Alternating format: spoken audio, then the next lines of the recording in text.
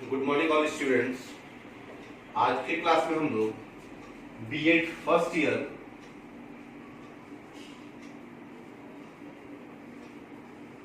और DElEd first year आज की क्लास में हम लोग बीएड फर्स्ट ईयर और डीएलएड फर्स्ट ईयर दोनों को कंबाइंड रूप में पढ़ेंगे। और बीएड के अंतर्गत जो पेपर हम लोग को पढ़ना है वह है ईपीसी 3 और डीएलएड में जो हम लोगों को पेपर पढ़ना है वह है F12। क्योंकि दोनों ही पेपर आधारित है आईसीटी पे,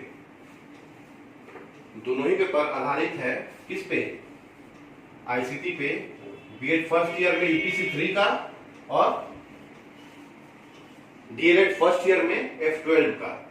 तो आईसीटी के अंतर्गत अर्थात आईसीटी के बारे में हम लोगों को जानना है और यह दोनों ही पेपर में यूनिट फर्स्ट में स्टार्ट होता है कि अंडरस्टैंडिंग ऑफ आईसीटी। तो हम लोग कॉन्सेप्ट समझेंगे कि आईसीटी है क्या और आईसीटी का वर्क क्या है। ठीक, तो पहले हम लोग इसको यह देखेंगे इसमें कि आईसीटी का फुल फॉर्म क्या है। तो आईसीटी का फुल फॉर्म है इंफॉर्मेशन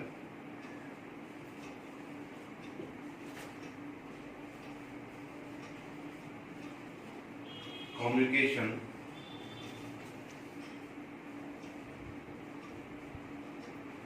टेक्नोलॉजी। आईसीटी का फुल फॉर्म है इंफॉर्मेशन कम्युनिकेशन टेक्नोलॉजी। हम लोग इसमें अपने कंफर्टेबल के लिए एंड भी जोड़ देंगे, इंफॉर्मेशन एंड कम्युनिकेशन टेक्नोलॉजी, जिसका हिंदी अगर रूपांतरण हम लोग करें तो क्या पाएंगे? इंफॉर्मेशन का क्या अर्थ है? सूचना। अगर हम बात करते हैं कम्युनिकेशन की, तो कम्युनिकेशन से क्या तात्पर्य है? संचार, या हम कह सकते हैं आदान प्रदान करने की बात को कम्युनिकेशन के नाम से हम लोग जानते हैं। तो इसे संचार कह सकते हैं, जहां किसी भी चीज की आदान प्रदान हो। और अगर हम बात करें टेक्नोलॉजी की, तो इसका हिंदी क्या है? तकनीकी या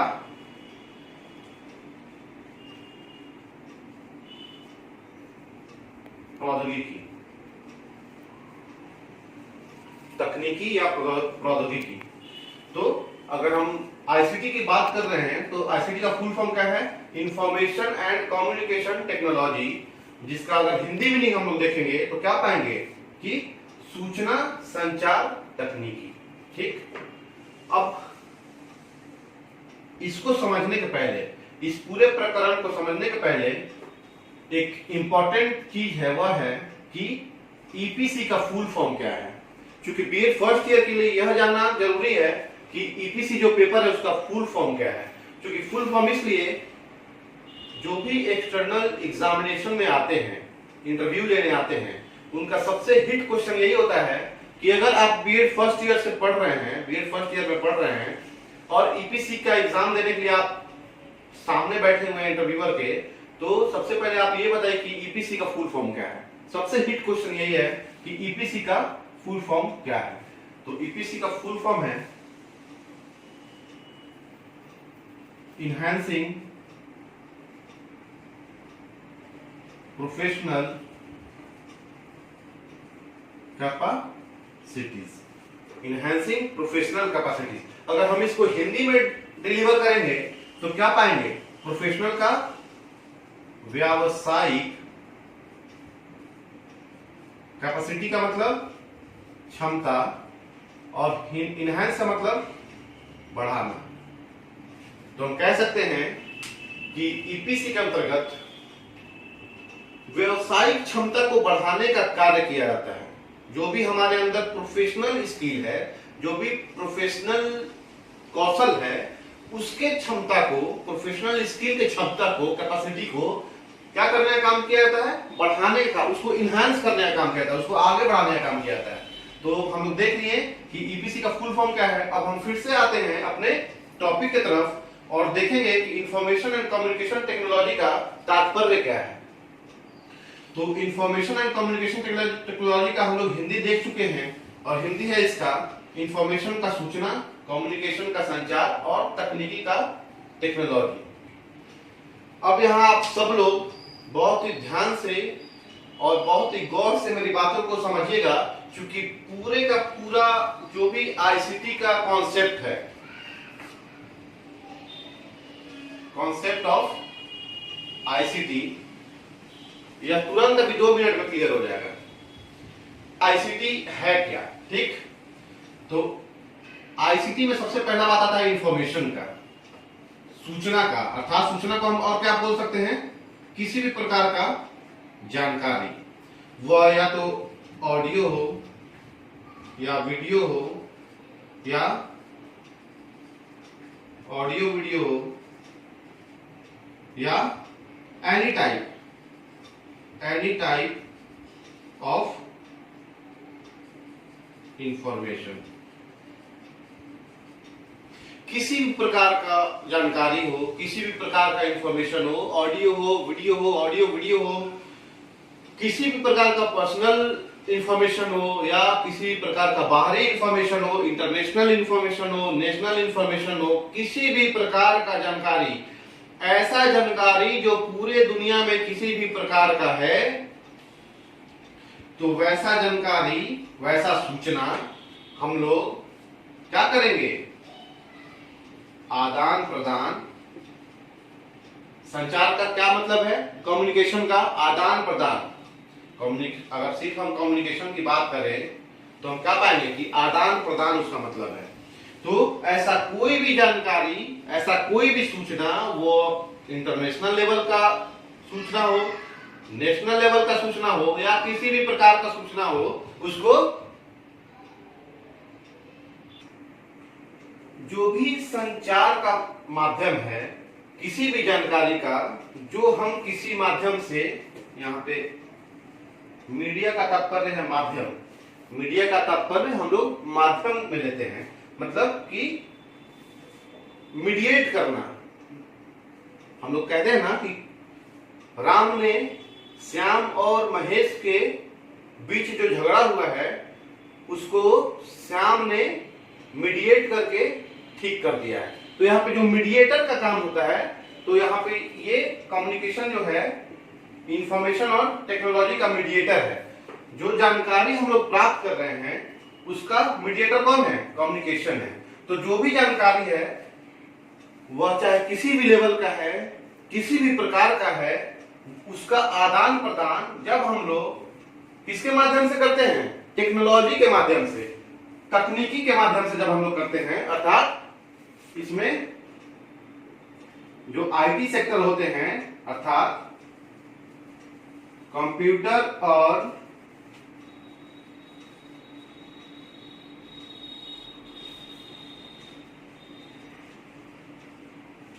इंटरनेट वगैरह जैसे जो भी तकनीकी से परिपूर्ण चीजें हैं, तो जब हम लोग किसी भी जानकारी का आदान प्रदान या संचार तकनीकी टेक्नोलॉजी के माध्यम से करते हैं, तो वहां पे किसका निर्माण होता है,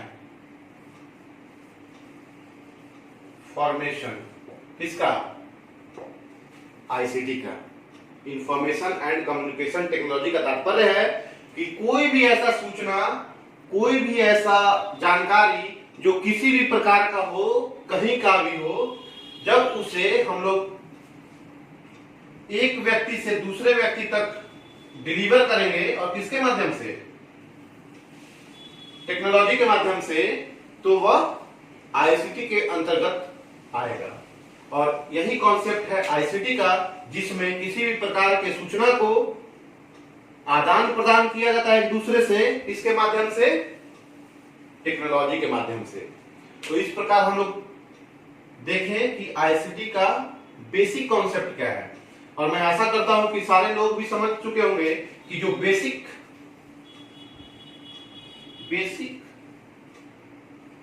कॉन्सेप्ट्स ऑफ आईसीटी, अगर ये आईसीटी बात कही गई है तो बेसिक कॉन्सेप्ट क्या है आईसीटी की, मैं ऐसा करता हूं कि सारे लोगों को समझ में आ चुकी होगी। अब हम लोग जो आगे टॉपिक को बढ़ाएंगे इसमें देखेंगे कि लिम्ब ऑफ आईसीटी अर्थात इंफॉर्मेशन एंड कम्युनिकेशन टेक्नोलॉजी। अब इसके बाद हम लोग चलेंगे आगे और देखेंगे कि लिम्ब ऑफ आईसीटी, आईसीटी के सूचना एवं संचार तकनीकी के अवयव कौन कौन से हैं, अर्थात किस किस चीजों की हम लोग अपने आवश्यकता को पूर्ण करने के लिए, अपनी सूचनाओं को आदान प्रदान करने के लिए किसके माध्यम से, टेक्नोलॉजी के माध्यम से हम लोग किस किस चीजों की पूर्ति करते हैं, तो हम लोग उसी में इसको देखेंगे, इस टॉपिक को। आईसीटी के कॉन्सेप्ट को यानी कि आईसीटी के अवधारणा को समझने के बाद हम लोग आगे बढ़ते हैं लिम्ब ऑफ कम्युनिकेशन टेक्नोलॉजी अर्थात सूचना एवं संचार तकनीकी के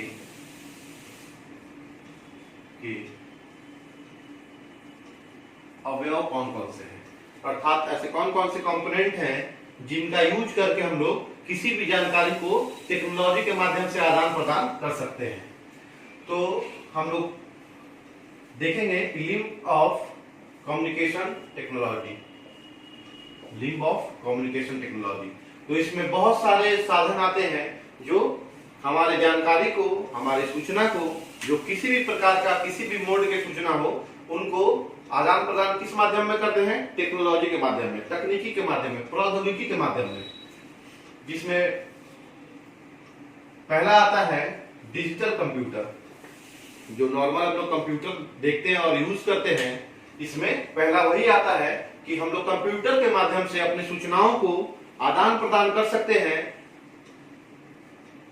किसके पास, किसी के भी पास, तकनीकी के माध्यम से, तो डिजिटल कंप्यूटर। दूसरा मल्टीमीडिया पर्सनल कंप्यूटर, जो भी हम लोग पर्सनल कंप्यूटर अपना यूज कर रहे हैं वह सारे साजो सामान से लैस हो, जिससे कि हम लोग अपने जानकारी को तकनीकी का रूप दे सकें और आदान प्रदान करने का माध्यम तकनीकी को बना सके। तीसरा जो आता है वह है पावर पॉइंट। पावर पॉइंट एक कंप्यूटर में एप्लीकेशन है जिसका यूज करके हम लोग कोई भी छोटा क्लिप बनाते हैं।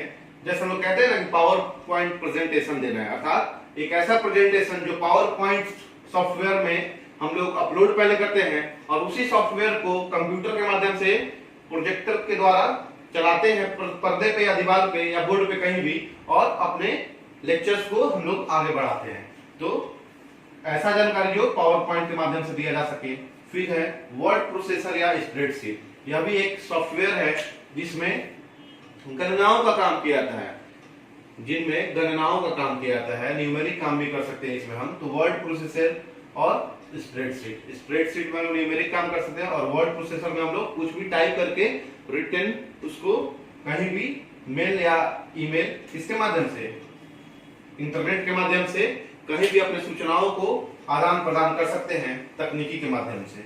फिर है एलसीडी प्रोजेक्टर, प्रोजेक्टर जो कि इलेक्ट्रॉनिक साधन है और तकनीकी के अंतर्गत आता है। तो हम लोग एलसीडी प्रोजेक्टर का भी यूज करते हैं, किसके लिए, अपने जानकारी को कहीं और डिलीवर करने के लिए।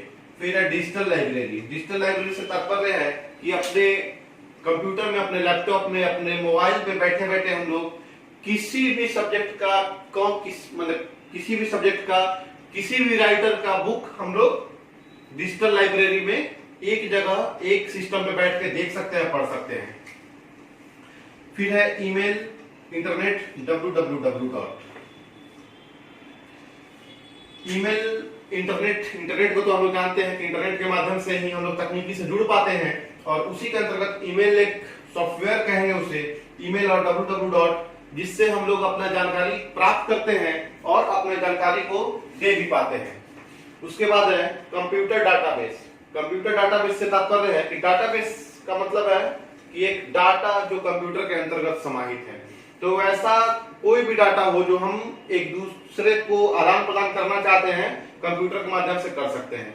फिर डीवीडी जो है, डीवीडी भी एक इलेक्ट्रॉनिक माध्यम है और डीवीडी के माध्यम से हम लोग किसी भी प्रकार का जानकारी आगे तक पहुंचा सकते हैं या किसी से जानकारी ले सकते हैं। वर्चुअल क्लासरूम, वर्चुअल क्लासरूम से तात्पर्य है कि इस क्लासरूम में वर्चुअलिटी को दिखाया जाता है, अर्थात इस क्लासरूम में ऐसा फील करवाया जाएगा कि आपके सामने एक टीचर खड़े हैं और वो क्लास ले रहे हैं। उसके बाद है ऑडियो विजुअल, यानी कि ऑडियो एंड वीडियो कॉन्फ्रेंसिंग। जो भी कॉन्फ्रेंस जैसे आज हम लोग देख रहे हैं, जो हमारे प्रधानमंत्री मोदी इस कोरोना महामारी में सारे राज्यों को आदेश देते हैं और सारे राज्यों के सीएम से बैठ के जो वीडियो कॉन्फ्रेंसिंग का काम करते हैं, किसके द्वारा हो पाता है? आईसीटी के द्वारा। आईसीटी का ही योगदान होता है जिसके कारण ऑडियो एंड वीडियो कॉन्फ्रेंसिंग संभव हो पाता है। और आज इस महामारी के दौरान भी हमारे माननीय प्रधानमंत्री हमारे सभी राज्यों के मुख्यमंत्रियों से सीधे संपर्क करते हैं और उनकी कठिनाइयों का जायजा लेते हैं और उन्हें किन किन चीजों की आवश्यकताएं हैं इसकी पूर्ति करने के लिए आश्वासन दे पाते हैं। तो इस प्रकार हम लोग देखें कि सूचना एवं संचार तकनीकी के अवयव कौन कौन से, अर्थात लिम्ब ऑफ कम्युनिकेशन टेक्नोलॉजी। और अगर दूसरे शब्दों में हम कहें तो हम ये भी एक लाइन कह सकते हैं कि ऐसा सूचना, एक ऐसा सूचना जो किसी न किसी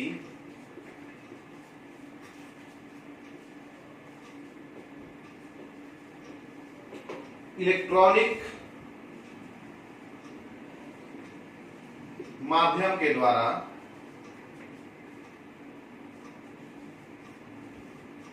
एक दूसरे को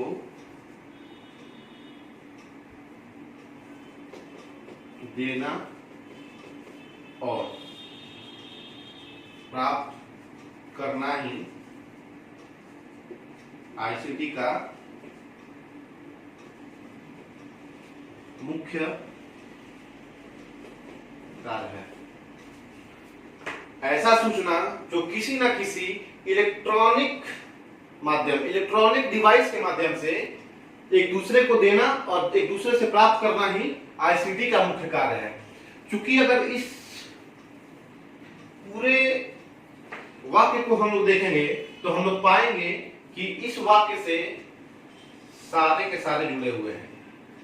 डिजिटल कंप्यूटर भी इलेक्ट्रॉनिक मीडियम है, मल्टीमीडिया पर्सनल कंप्यूटर भी इलेक्ट्रॉनिक मीडियम है, पावर पॉइंट भी हम लोग इलेक्ट्रॉनिक मीडियम के काम से करते हैं, वर्ड प्रोसेसर और स्प्रेडशीट भी इलेक्ट्रॉनिक माध्यम है, एलसीडी प्रोजेक्टर भी इलेक्ट्रॉनिक माध्यम है, डिजिटल लाइब्रेरी भी इलेक्ट्रॉनिक माध्यम है, ईमेल, इंटरनेट और www भी हम लोग इलेक्ट्रॉनिक के माध्यम से ही काम करते हैं। इसमें कंप्यूटर डाटाबेस भी इलेक्ट्रॉनिक मीडिया है, डीवीडी भी इलेक्ट्रॉनिक साधन है, वर्चुअल क्लासरूम भी इलेक्ट्रॉनिक साधन के द्वारा ही पूरा हो पाता है, और lastly audio and video conferencing भी इलेक्ट्रॉनिक माध्यम के द्वारा ही हम लोग पूरा कर सकते हैं। तो इस प्रकार हम लोग देखें कि कॉन्सेप्ट क्या है आईसीटी का। आईसीटी जो ईपीसी 3 और F12 बीएड फर्स्ट ईयर और डीएलएड फर्स्ट ईयर दोनों ही क्लास में पढ़ना है इसे, तो हम लोग इसके आईसीटी के कॉन्सेप्ट को बहुत ही आसानी से और अच्छे तरीके से देख पाए, और इसका जो लिंब है, जो सूचना एवं संचार तकनीकी के अवयव हैं, जो भी कंपोनेंट है, उसको हम लोग देख पाए कि आईसीटी का जो कार्य, जो चक्र पूरा होता है, सूचना का आदान प्रदान करने का जो कार्य पूरा होता है एक व्यक्ति से दूसरे व्यक्ति तक, उसका माध्यम कौन है? उसका माध्यम इलेक्ट्रॉनिक डिवाइसेस है, और इसी को हम लोग टेक्नोलॉजी के नाम से भी जानते हैं। तो नेक्स्ट क्लास में हम लोग आगे बढ़ेंगे और आगे की पढ़ाई करेंगे। Thank you.